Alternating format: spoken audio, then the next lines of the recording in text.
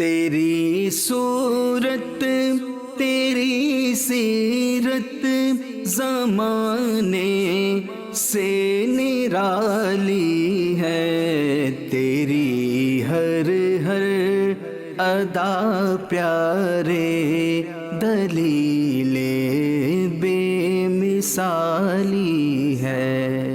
الحمدللہ رب العالمین والصلاة والسلام علی سید المرسلین، اما بعد فاعوذ باللہ من الشیطان الرجیم، بسم اللہ الرحمن الرحیم۔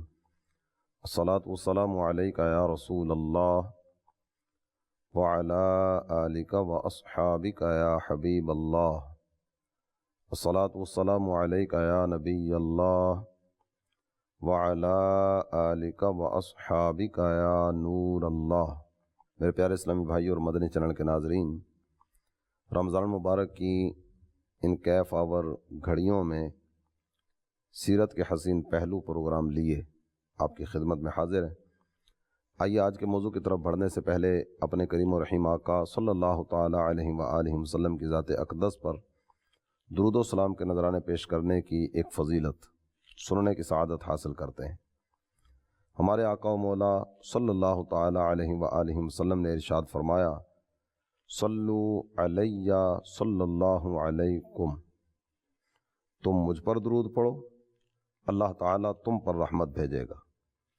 صلو علی الحبیب صلی اللہ تعالی علی محمد وعلی آلہ وصحبہ وبارک وسلم۔ میرے پیارے اسلامی بھائی اور مدنی چینل کے ناظرین، صحابہ کرام علیہم الرضوان اپنے آقا صلی اللہ تعالی علیہ وآلہ وسلم سے کس درجہ محبت کیا کرتے تھے۔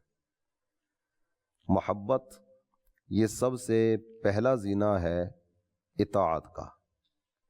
محبت ہوگی تو اطاعت ہوگی، محبت ہوگی تو پیروی ہوگی، محبت ہوگی تو تابعداری ہوگی، محبت ہوگی تو طریقے کو اپنانے کا سلسلہ عمل میں آئے گا۔ تو سب سے پہلی سیڑھی، سب سے پہلا زینہ یہ ہے محبت۔ اور جو جس سے جس قدر محبت کرتا ہے نا، وہ اس کی اسی قدر بات ماننے کی طرف اور اس کی اطاعت کی طرف اور اس کی فرما برداری اور تابعداری کی طرف آتا ہے۔ صحابہ کرام علیہم الرضوان اپنے آقا سے کس طرح محبت کیا کرتے تھے، یہ جو مثالیں آپ کے سامنے رکھوں گا، یہ مثالیں محبت کی مثالیں بھی ہیں اور اطاعت کی مثالیں بھی ہیں۔ یعنی ایک ہی عمل میں دونوں نظارے ہمارے نگاہوں کے سامنے آئیں گے، پیروی والے بھی اور محبت والے بھی۔ ابتداً جو مثالیں آپ کے سامنے پیش کرنے کی سعادت حاصل کروں گا، یہ ہیں سفر ہجرت کے تعلق سے۔ سرکار علی وقار صلی اللہ تعالی علیہ وآلہ وسلم نے مکہ مکرمہ سے مدینہ طیبہ کی طرف ہجرت فرمائی۔ یہ جو ہجرت کا سفر ہوا نا، میرے پیارے اسلامی بھائیوں، اگر آپ اس پر غور فرمائیں تو تاریخ عالم میں ایسی مثالیں ہماری نگاہوں کے سامنے نہیں آئیں گی جو مثالیں میرے محبوب کے صحابہ نے اس سفر میں ہمارے سامنے رکھی۔ محبت کے ایسے انمٹ نقوش ہمارے سامنے رکھے گئے جن کی دیگر مقامات پر کوئی مثال نظر نہیں آتی۔ اس میں سب سے پہلے آپ سفر ہجرت پر غور کیجئے۔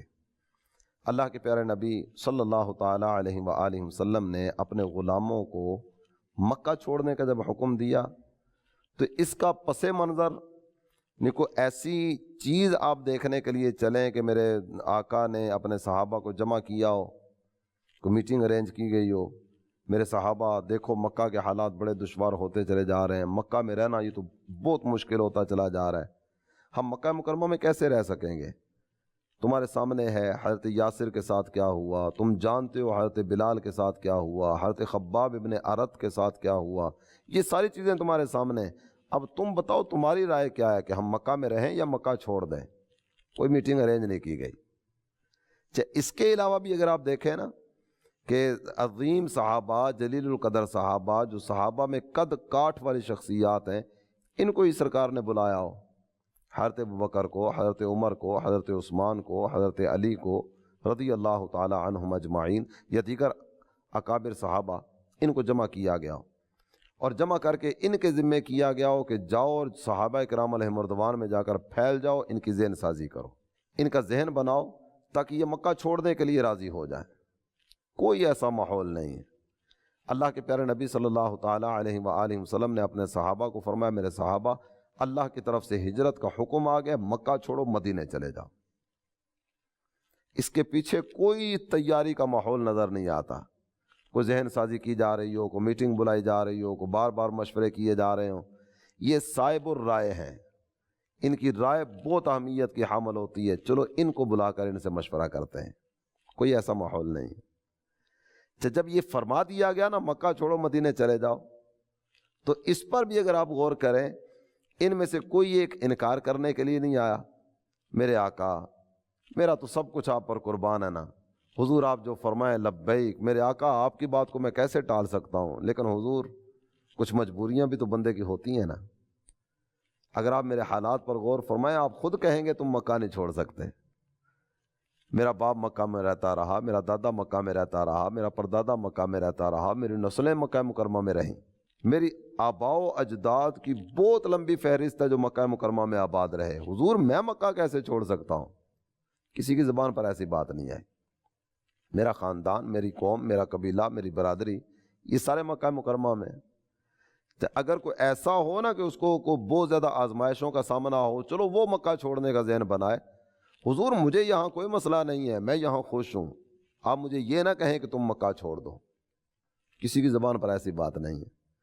اور کوئی ایک یہ بھی کہنے کے لیے نہیں آتا میرے آقا میرے مولا اللہ تعالیٰ جل جلالہ نے آپ کو ہماری جانوں کا والی بنایا ہے، حضور جو آپ فیصلہ فرمائیں وہ ہمیں قبول ہے، لیکن آقا اتنی عرض کرنے کا تو حق ہے نا کہ ہمیں کوئی مہینہ 2 مہینے کی مہلت دے دیں، چلو ہفتے 2 ہفتے کی مہلت دے دیں، ہم اپنا کاروبار وائنڈ اپ کر لیں، مکان ہے اسے سیل آؤٹ کر لیں، دیگر معاملات ہیں وہ سارے کلوز کر لیں، لین دین نمٹا لیں۔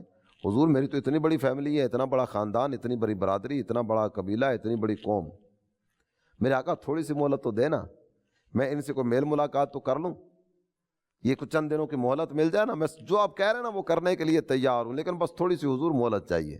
کسی کی زبان پر ایسا جملہ بھی نہیں آیا، اور ان میں سے کوئی ایک ایسا نہیں ہے جو یہ کہنے کے لیے آیا ہو میرے آقا مکہ چھوڑنا ہے نا، ہم مکہ چھوڑنے کے لیے تیار ہیں، لیکن حضور بس اتنی سی عرض ہے، مکہ چھوڑ کر ہمیں مدینے جانے کا نہ کہیں، مدینہ اتنا دور، اتنی لمبی مسافت نہیں۔ اگر آپ جائزہ لیں نا تو پرانا مدینے والا رستہ اس کا فاصلہ کچھ اور ہوگا، نیا مدینے والا رستہ اس کا فاصلہ کچھ اور ہوگا، روڈ بھی بہت اچھے بن چکے ہیں، لیکن آج بھی تقریباً 450 کلومیٹر کا فاصلہ ہے مکہ مکرمہ سے مدینہ طیبہ کا، اور یہ اس دور میں سفر ہجرت ہوا جب کوئی روڈ نہیں تھا، جب کوئی تیز رفتار گاڑیاں نہیں تھیں، جب کوئی اور اس طرح کا سلسلہ نہیں تھا کہ ادھر بیٹھیں گے ادھر جا کے اتر جائیں گے۔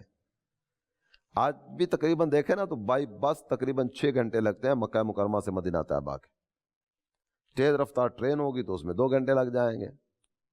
یہ آج کا سفر ہے، لیکن اس دور کا سفر مکہ مکرمہ سے مدینہ طیبہ 5 سے 7 دن کا سفر ہوا کرتا تھا، گھوڑے پر سفر ہے، اونٹ پر سفر ہے۔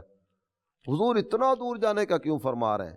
ہم یہی مکہ مکرمہ سے نکل کے نا کو 60 70 100 کلومیٹر کے فاصلے پر جا کر اپنا شہر بسا لیتے ہیں، نئی بستی بس جائے گی، مکہ مکرمہ سے بھی نکل جائیں گے، کافروں کے جور و ستم سے بھی جان چھوٹ جائے گی، نئی دنیا بھی جا کر آباد کر لیں گے۔ کسی کی زبان پر یہ بات نہیں آئے، مکہ چھوڑو مدینے چلے جاؤ، جہاں جانے کا کہا گیا نا مکہ چھوڑا وہاں چلے گئے، بس ایک ہی دھن سوار ہے مجھے مدینے جانا ہے۔ کیسا ماحول ہوگا؟ مکہ مکرمہ کی گلیوں میں مدینے مدینے کی صدائیں بلند ہو رہی ہوں گی، اور یہ صحابہ کرام آپس میں بیٹھ کر جو گفتگو کرتے ہوں گے نا، وہ گفتگو بھی سفر مدینہ کے بارے میں ہوتی ہوگی، کب سفر شروع کرنا ہے، کیسے جانا ہے۔ یہ آپس میں مل جل کر بھی گئے، انفرادی طور پر بھی گئے، یہاں تک کہ ان کے جو انداز ہے نا میرے پیارے اسلامی بھائی اور مدنی چینل کے ناظرین، عقل حیران ہوتی ہے کہ محبت کی کوئی ایسی مثال بھی قائم کی جا سکتی ہے، لیکن یہ میرے محبوب کے صحابہ ہیں۔ اعلیٰ حضرت امام اہل سنت نے ان کی بارگاہوں میں جو نذرانہ عقیدت پیش کیا نا، آپ کہتے ہیں جس مسلمان نے دیکھا انہیں ایک نظر، اس نظر کی بصارت پہ لاکھوں سلام۔ وہ کتنے مقدر والے تھے جنہوں نے ایمان کی حالت میں رخ محبوب کے جلوے دیکھے، سرکار کے جمال جہاں آرا کی رعنائیاں دیکھی، محبوب کا مسکراتا چہرہ جنہوں نے دیکھا، وہ مبارک چہرہ جس کی قسمیں اللہ تعالی جل جلالہ قرآن میں یاد فرمائے، وہ کتنے بختور ہیں جنہوں نے اس رخ انور کے جلوے دیکھے۔ میرے پیارے اسلامی بھائی اور مدنی چینل کے ناظرین، یہ تو سفر کے تعلق سے مجموعی طور پر دو باتیں آپ کے سامنے رکھی ہیں نا، اب آپ ان جانے والوں کے انداز پر غور کیجئے گا۔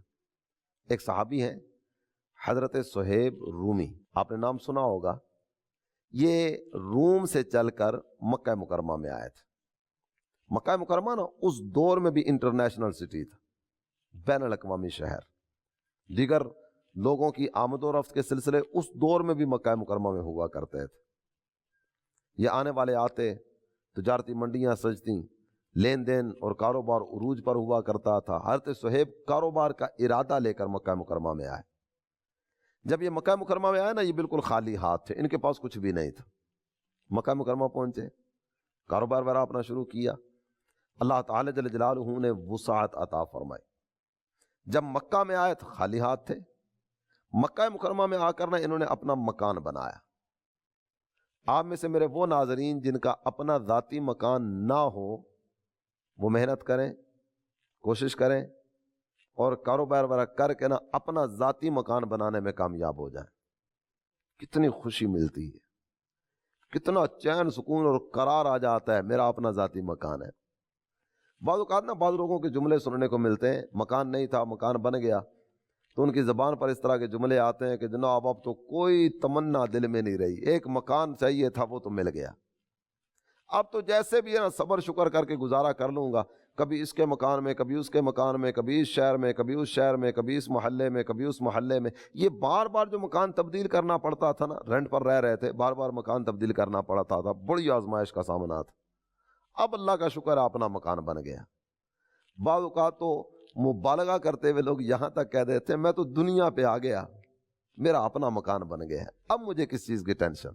جس کا اپنا ذاتی مکان نہ ہونا اور وہ اپنا مکان بنانے میں کامیاب ہو جائے، اس کیفیت کو وہی محسوس کر سکتا ہے کہ اپنا مکان بننے کے بعد خوشی کیسی ہوتی ہے، اور وہ خوشی کیا لفظوں میں بیان کی جا سکتی ہے یا نہیں، یہ وہی بیان کر سکتا ہے۔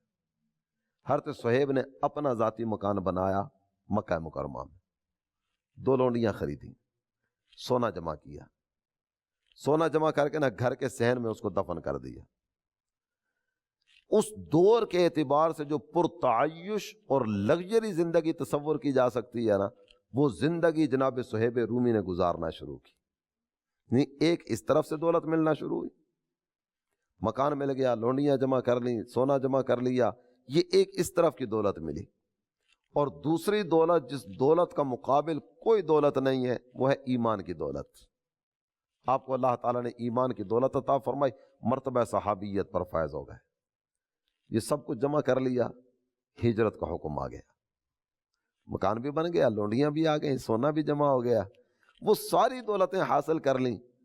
اب ہجرت کا حکم آتا ہے۔ جب ہجرت کا حکم ملا، حضرت صہیب سر پکڑ کر بیٹھے نہیں ہیں کہ ہائے اب میرا کیا ہوگا، میں نے تو بڑے ارمانوں سے مکان بنایا تھا، بڑی چاہت تھی کہ میرے پاس بھی 4 پیسے جمع ہو جائیں، اب تو میں نے سونا بھی جمع کر لیا، میں لگژری زندگی چھوڑ کر کیسے اس شہر کا رخ کر سکتا ہوں کہ جس شہر میں رہنے کا انتظام کیا ہوگا خبر ہی نہیں ہے، وہاں کھانے پینے کا انتظام کیا ہوگا کچھ پتہ ہی نہیں ہے، میں کیسے اتنا بڑا ارادہ کر لوں، کیسے اتنی بڑی نیت کر کے چل پڑوں، کوئی تصور دل میں نہیں آیا۔ ہائے اب میرا کیا ہوگا، کوئی ایسا جملہ زبان پر نہیں آیا۔ میرے آقا نے ہجرت کا حکم دیا، یہ سب کچھ چھوڑ چھاڑ کے نا راہ مدینہ پر چل پڑے۔ کافروں کو پتا چلا، یہ پیچھا کرتے ہوئے آ گئے، رستے میں آ کر پکڑ لیا، کہنے لگے صہیب تمہیں تو یہاں سے نہیں جانے دیں گے، تمہیں واپس مکہ مکرمہ میں آنا ہوگا۔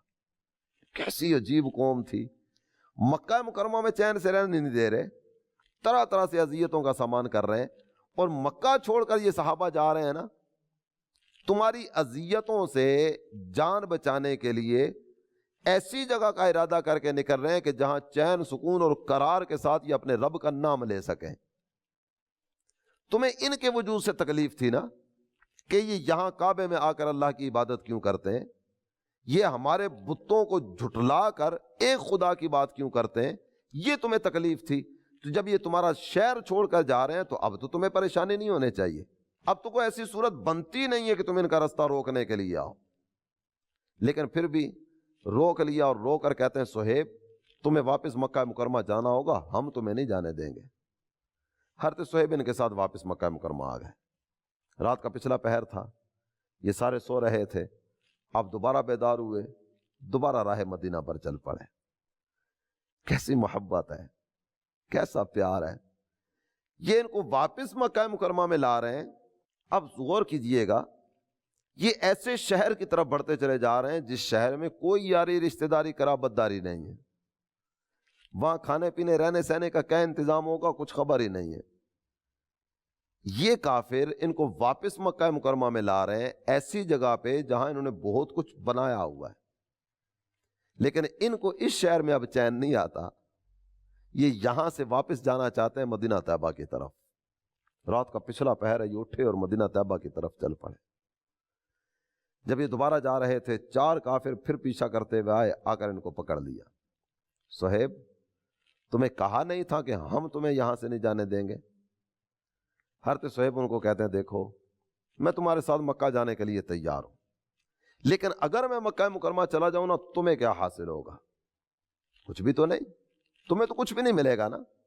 میں مکہ مکرمہ چلا جاتا ہوں، تمہیں حاصل کچھ بھی نہیں ہوگا، لیکن اگر تم مجھے مدینہ جانے دو نا میں تمہیں کچھ دیتا ہوں، آؤ نا آپس میں ڈیل کرتے ہیں۔ وہ دینا کیا ہے؟ آپ ارشاد فرماتے ہیں تمہیں پتہ ہے مکہ مکرمہ میں میرا مکان ہے، میں وہ تمہیں دیتا ہوں، میری 2 لونڈیاں وہ بھی تمہیں دیتا ہوں، گھر کے صحن میں سونا دفن ہے وہ بھی نکال کر تمہارے حوالے کرتا ہوں، میرا رستہ چھوڑ دو۔ حضرت صہیب واپس ان کے ساتھ آئے، گھر کے صحن سے سونا نکال کر دیا، سب کچھ ان کے سپرد کر کے نا راہ مدینہ پہ چل پڑے۔ میرے پیارے اسلامی بھائی اور مدنی چینل کے ناظرین، یہ بہت بڑا دل گردے والا کام ہے، بہت ہمت والا کام ہے، سب کچھ چھوڑ چھاڑ کے شہر سے نکل جانا۔ کسی نے کہا نا چھوٹتی ہے یہ دنیا تو چھوٹے، تیرا رشتہ نبی سے نہ ٹوٹے، دیکھ دیوانے پیارے نبی کے عشق ہے یہ تماشا نہیں۔ حضرت صہیب منزلوں پر منزلیں طے کرتے ہوئے مدینہ طیبہ پہنچے۔ جب مدینہ طیبہ حاضر بارگاہ رسالت ہوتے ہیں، اللہ کے پیارے نبی صلی اللہ تعالی علیہ وسلم نے اپنے جانثار کو آتا دیکھا، محبوب کے چہرے پر مسکراہٹ، اور میرے آقا نے مسکراتے ہوئے ارشاد فرماتے ہیں صہیب تمہاری تجارت اللہ کو بڑی پسند آئی۔ میرے مدنی چینل کے ناظرین تھوڑی دیر کے لیے غور کیجئے گا، یہ واقعہ مکہ مکرمہ میں ہوا ہے۔ مکہ سے کوئی ایسا نہیں ہے جو مدینہ طیبہ سرکار کو بتانے کے لیے آیا ہو۔ میرے آقا مدینہ طیبہ میں تشریف فرمائے، لیکن وہ نبی ہی کیا جس کو غیب کی خبریں نہ ہو، وہ نبی ہی کیا اللہ تعالیٰ جل جلالہ جن کے سامنے یہ ساری چیزیں منکشف نہ کر دے۔ میرے آقا تو امام الانبیاء ہے نا، اللہ تعالیٰ جل جلالہ نے وہ سارے نظارے محبوب کے سامنے آشکار فرما دیے۔ میرے آقا فرماتے ہیں صہیب تمہاری تجارت اللہ کو بڑی پسند آئی ہے، اور یہ کہنے کے بعد سرکار دو عالم صلی اللہ تعالیٰ علیہ وسلم نے ارشاد فرمایا تمہارے بارے میں اللہ نے آیت کریمہ نازل فرمائی۔ یہ کہنے کے بعد میرے آقا نے وہ آیت تلاوت فرمائی، وَمِنَ النَّاسِ مَن يَشْرِي نَفْسَهُ ابْتِغَاءَ مَرْضَاتِ اللَّهِ، لوگوں میں سے کچھ وہ ہیں جو اپنی جان تک بیچ دیتے ہیں، بدلے میں اللہ کی رضا لے لیتے ہیں۔ اللہ تعالیٰ جل جلالہ نے حضرت صہیب کی شان میں آیت نازل فرمائی۔ آیت اللہ تعالیٰ جل جلالہ نے نازل فرمائی، لیکن حضرت صہیب جو کر سکتے تھے وہ تو کر گزرے نا۔ آیت کا نازل ہونا یہ بہت بڑی فضیلت والی بات ہے، لیکن اس سے پہلے تو کوئی خبر نہیں ہے نا کہ میں یہ کروں گا تو اللہ تعالیٰ میرے بارے میں آیت نازل فرما دے گا۔ یہ جو کر سکتے تھے نا وہ کر گزرے۔ اس کے بعد اگر آگے بڑھتے ہیں نا، یہ ایک مثال آپ کے سامنے رکھی ہے، مال بھی چھوڑ دیا، دولت بھی چھوڑ دی، لونیاں بھی چھوڑ دی، خواہشات ساری ترک کر کے محبوب کے قدموں میں جا کر ڈیرہ جما لیا۔ ایک صحابی ہیں جندہ بن دمرہ لیثی، عمر بہت زیادہ ہو چکی ہے، نکاحت ہے، کمزوری ہے، بیماری ہے، سفر نہیں کر سکے۔ انہوں نے اپنے بچوں کو بلایا، کیفیت یہ تھی کہ آپ سے صحیح انداز میں بولا بھی نہیں جا رہا تھا۔ بچوں کو کہتے ہیں مجھے لے چلو، پوچھتے ہیں کہاں جانے کا ارادہ ہے؟ صحیح انداز میں بولا نہیں جا رہا، اشارہ کر کے کہتے ہیں مجھے مدینے جانا ہے، مجھے اپنے آقا کے قدموں میں حاضر ہونا ہے۔ سواری کا انتظام کیا گیا، آپ کو سواری پر بٹھایا گیا، سواری کو راہ مدینہ پر چلایا گیا، یہاں تک کہ تنعیم کا مقام آیا، مسجد عائشہ۔ حج یا عمرہ کرنے والوں کو پتا ہوگا، یہ جہاں سے جا کر عمرے کا احرام باندھتے ہیں نا، وہ مقام تنعیم، مسجد عائشہ۔ مسجد عائشہ تو اب اس مقام پر موجود ہے، اس دور میں مسجد عائشہ نہیں تھی۔ تنعیم کے مقام پر پہنچے نا، آپ کی روح پرواز کر گئی۔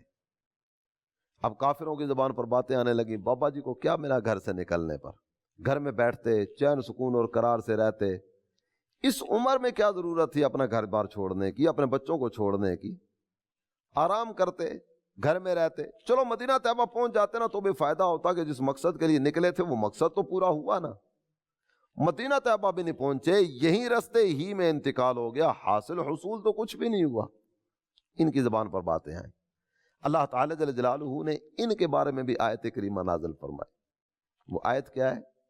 خالق کائنات جل جلالہ نے ارشاد فرمایا، وَمَن يَخْرُجْ مِن بَيْتِهِ مُهَاجِرًا إِلَى اللَّهِ وَرَسُولِهِ ثُمَّ يُدْرِكُهُ الْمَوْتُ فَقَدْ وَقَعَ أَجْرُهُ عَلَى اللَّهِ، اور جو اپنے گھر سے نکلا اللہ اور اللہ کے رسول کی طرف ہجرت کرتے ہوئے، پھر رستے میں موت نے آ لیا، اس کا اجر اللہ کے ذمہ کرم پر لازم ہو گیا، اللہ اجر عطا فرمائے گا، اللہ تعالی جل جلالہ نوازے گا، اللہ نے ہجرت قبول فرما لی۔